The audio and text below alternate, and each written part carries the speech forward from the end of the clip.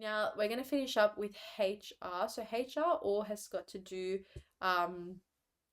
with work and with staff and training. So if you guys have a job, HR will be a lot easier to understand. But even if you don't, a lot of this you will understand from your parents, maybe from your siblings or your friends who have jobs. So one of the hardest parts to understand is the current legal frameworks, just because this is where it gets very much into the law and into government policy. The first part of these influences are the minimum national employment standards, which are just like basically like bare minimum that employers have to provide for the employees. So some of those like maximum weekly hours, annual leave, requests for flexible working arrangements, public holidays. Like this is like the bare minimum that they have to provide for you as a worker. So the minimum wage rate in Australia is another one of those minimum standards, and it's an employee's minimum base rate of pay for the number of hours they've worked.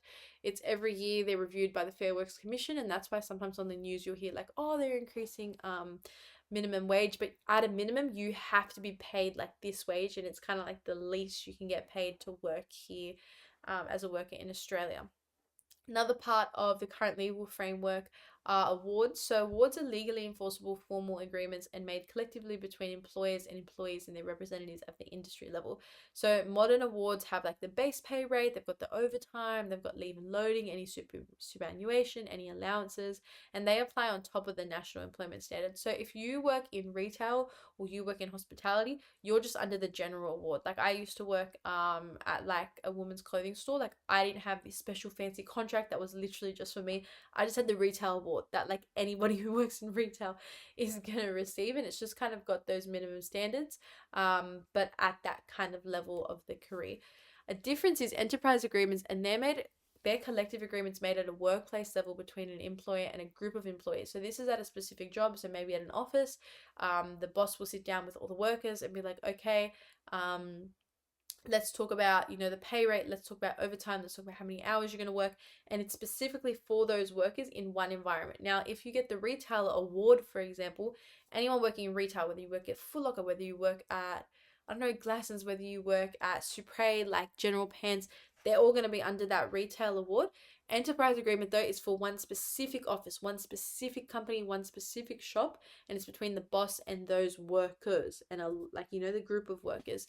And that's why they can have different pay, and usually it's not going to be minimum. They're not going to have minimum wage for an enterprise agreement, because then they could just have an award.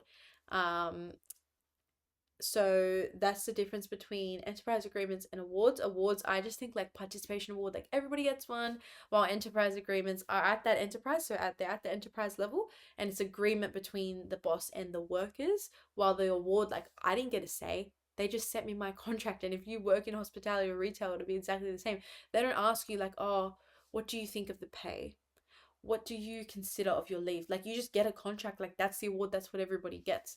Another influence is work health and safety, and Safe Work Australia was established to conduct research, and it just makes sure that there's work and health and safety laws across Australia to reduce the risks of employees and to have like a safe working system. This links to workers' compensation, which I'm sure you guys have heard about, but workers' compensation provides a range of benefits to an employee suffering from an injury or disease related to their work. So here we've got a case study, and this is James Hardy, who was the head of a cement manufacturing company, but he didn't warn staff of asbestos and its health effects. And because the workers didn't know that, they didn't have the proper safe work protection equipment against the substance, and it led to numerous employees suffering negative impacts. Some even died. And that led to workers' compensation, which is provided to families of injured employees when the injury or disease is caused by their work. But again, for workers' compensation now, it's all through insurance, but that's all an extra cost for a business. Like you'd rather just have the proper kind of conditions and, a safe workplace impact rather than risk people's lives, people's health, people's families and their financial status, but also the reputation of your business and your overall profits. It's just really not worth it. Discrimination occurs when a policy or a practice disadvantages a person or a group because of a personal characteristic. And anti-discrimination laws are designed to protect employees from direct and indirect discrimination. Here we've got different ones. We've got the Sex Discrimination Act of 1984, the Anti-Discrimination Act of 1977. Equal employment opportunity refers to the equitable policies and practices in recruitment, selection, training, and promotion.